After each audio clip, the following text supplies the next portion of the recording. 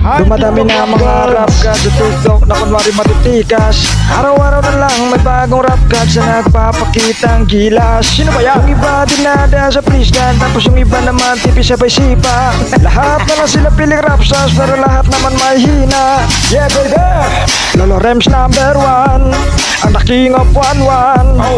Wala mang skin, lahat ay basic sa'kin. Grabe naman yun. Pag sinuko na si 1-1, lahat naghihiyawan. Ay, naku, iya. Wasak ang goal lane ng kalaban matikyan. Pag si 1-1 lumipad, di nyo na pwede masisi kung ba't ganito.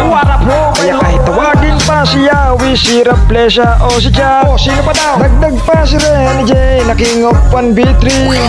Pinasok ang tatlo, patay ang gago.